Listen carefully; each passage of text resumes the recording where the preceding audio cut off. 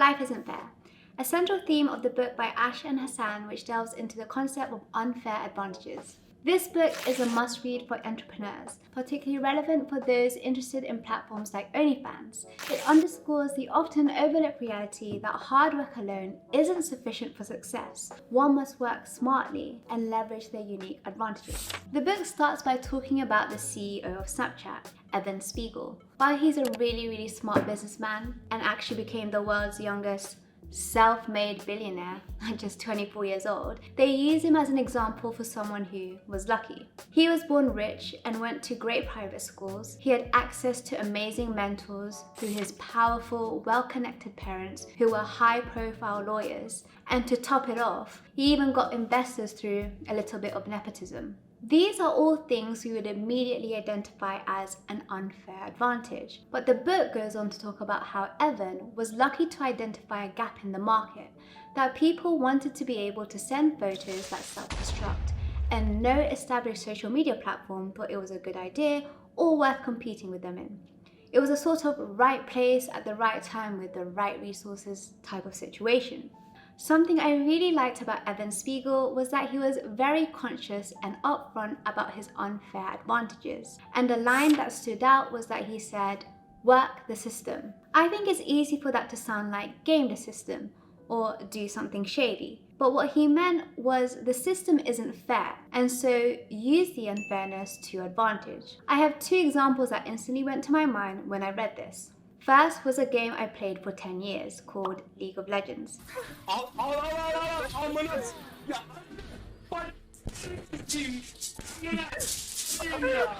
Every 2 weeks, the developers update a bunch of things in this game, from making characters stronger or weaker to changing the strength of the items. The team that does this is called the Balance Team, and their goal is to create an ever-shifting meta so that the game stays fun and feels fresh, but also to keep things balanced. Hence their name. That's a sort of joke in the community because the game is never balanced. Wow! Wow! League of Legends! Wow! There's always some BS that can completely take over the game, and in the lower and even the mid ranks, you always see people complaining about it, saying you're just abusing this or that, as if that takes away from your success of winning by taking advantage of such thing. But the reality is, you should abuse it. If something gives you an unfair advantage and it's part of the rules, then not using it is dumb. The second thing this made me think of was how society also has a meta.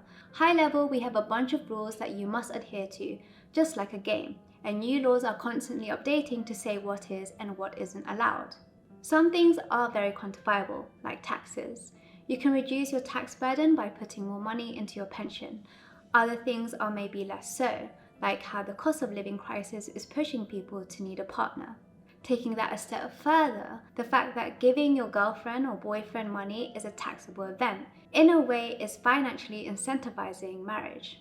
And so these rules are used to incentivize you to do good things, like put money in your pension and avoid bad things like paying a sugar tax. And I think most of us agree that it's wise to pay into our pension, so why is it socially acceptable to take advantage of the meta sometimes and not others? I think this is what Evan means by work the system. And if you want to listen to a funny experiment about how one man attempts to make his life in the mold of Homo economicus, then listen to episode 207 of Freakonomics. I listened to this 9 years ago and it's burnt into my mind. One particular thing he did was walk around with crutches so that he could always get a seat on the train. It's not illegal, just very morally questionable.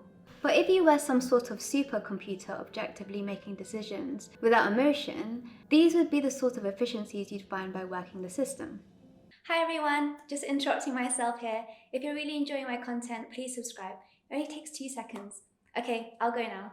The book goes on to talk about how there are two narratives about success. Either rich people got rich through hard work, rich people deserve their riches, or they earned their financial success. Or rich people got rich through random events outside their control. It's all about luck, timing, natural talent, and fate. Their financial success is unearned. The truth is, both of these are pretty extreme views on either side of the spectrum, and the reality is, things lie somewhere in the middle. If we look at me, for example, we can paint my life in two completely different narratives. The The first one is my parents are poor immigrants who were uneducated and had to struggle really hard to get to the UK, or even just put food on the table. I grew up poor in central London, which is one of the most expensive cities in the world, so being poor in a rich area is something you really feel. I didn't get to go to a private school. My school was full of kids like myself that had to get their lunches subsidized. I lived in a council flat, so I was never too far away from crime, drugs, and gangs. Luckily, I'm pretty intimidating at 4'11", so none of those gangs dare mess with me. But my family pushed me to work hard, to make a better life for myself. So I did. I worked really hard in school and got into a great uni in the US. I wasn't one of those people that just naturally understood everything. I had good and bad subjects like everyone else. I had to put in the hours to get good grades. My parents provided me with no connections or nepotism. There was no in at a job or no successful people to even look up to for inspiration. My parents don't even know what investment banking really is, even years after me doing it. And when I did get my great job, I worked 80 to 100 hours weeks, every week for the first 4.5 years of my career. I hardly took any time off. I thought that if I wanted to get ahead, I needed to work harder than everyone else. When I started my OnlyFans business, I juggled my already very full plate at my corporate job with running a page, which often meant sacrificing sleep to do DMs. But I never let work slip. I even got promoted while juggling both, which some would think is a testament to how hard I worked. I never had weekends to relax, but that led me to be successful very fast. I need to feel you, Jerry! Show me the money! Jerry, you better yell! Show me the money!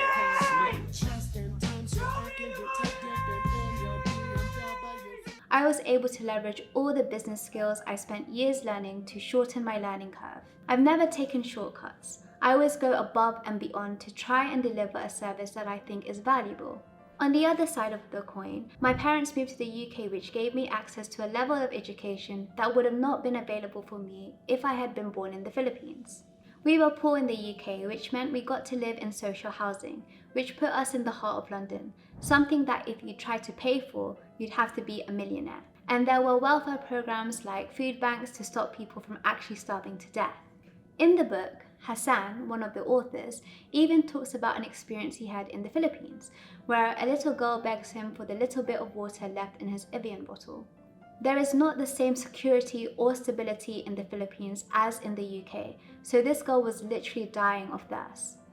Having a British passport gave me an easy access to study and work abroad, access to take on debt, to study at one of, if not the best uni in the world.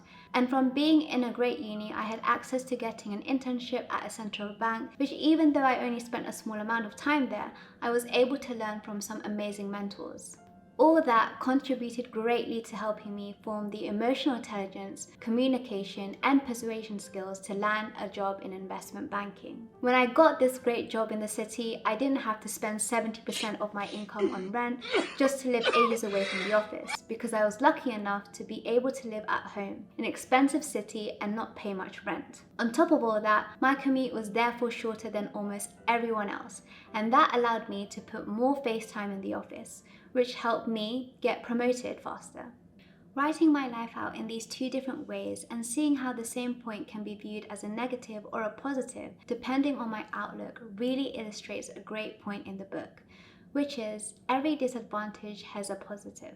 Hi everyone, just interrupting myself again. I offer OnlyFans coaching sessions on my website. The link can be found in the description below. And if you're thinking of starting an OnlyFans and use my referral link that is in my website, then you'll get free benefits too. The book also redefines luck, not as a purely positive occurrence, but as a factor beyond one's control.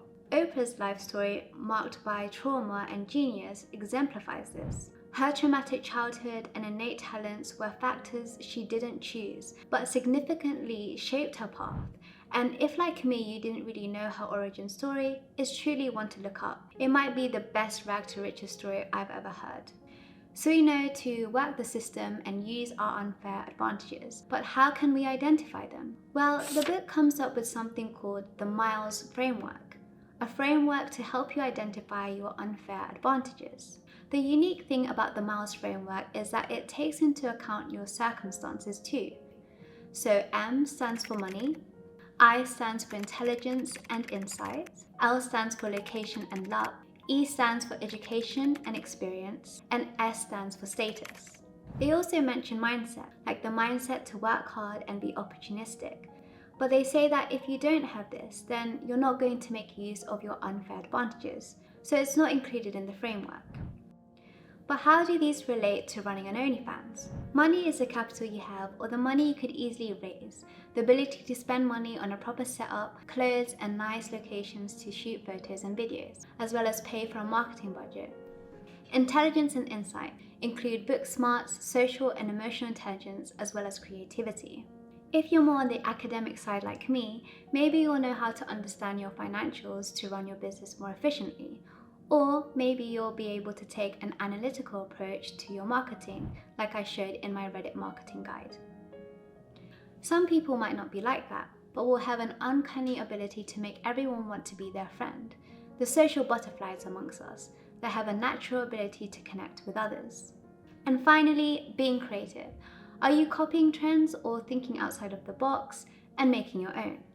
Personally, I rank creative and out-of-the-box thinking as one of the most important skills in running your business. In the book, Location and Luck is all about being in the right place at the right time. But as you may have seen me explore from my previous video with OnlyFans, we can work from anywhere, so I think location is slightly more nuanced. Are you taking advantage of a low cost of living area to have lower personal overheads and staff costs? Or are you taking advantage of tax-efficient countries? Are you marketing to an audience that's less competitive than the US market? I think all of these points should be taken into account when thinking through your advantages in these categories. As for luck, an easy point I hear a lot of haters say is that you're lucky to just be a girl. OnlyFans is easy money. And in a way they are right. In another, they're not. Being a woman lets you leverage your sexuality in a way that men can't do as easily. But that's because it's taboo. You need to be able to critically think to go against what the general public think is wrong. If OnlyFans was so easy, then the average creator wouldn't be making $150 a month. And as someone who studied at MIT, I think I'm qualified to know what hard work is. And being successful in any industry takes luck and hard work, plain and simple. Education and experience is both your formal schooling and your self-learning, which gives you intellectual and technical know-how. And finally, status is your social status, including your network and connections. It's your personal brand, so how you're perceived. And it also includes your inner status, so how confident you are. Things I'd like to add to this list that obviously wasn't mentioned in the book would be how good looking you are, and what ethics you're able to cater for. They all sort of come under how you're perceived point. Now remember, you don't need to have all of these unfair advantages to succeed, but you should bear these in mind when you're choosing what strengths to double down on. It's no coincidence that I've started OnlyFans Business School, as I used to tutor when I was at uni, and my experience running an OF business and working in investment banking lets me educationally share my story. You should also lean into your strengths too, even if they're unconventional. Ash talks about how in our personal lives, we should be working on our weaknesses, but in our professional lives, we should be doubling down on our strengths. If we do, then we should find that leveraging our strengths will give us the path of least resistance to success. And when it comes to expanding and hiring people, you should look for people with other unfair advantages to you. There are many more great nuggets of information that really resonated with me in this book, but I'll leave you with just one more, and recommend you buy the book if you're interested, as I've really just scratched the surface of the message. But you need to understand your motivation for running your page, the way you run it. That's the why. For me, I want to provide a service that I would want to consume. Hooking up with a stranger is never as good as doing it with friends with benefits. Why should that be any different with porn? And then when you know your why, it should run through the veins of your company in every decision you make.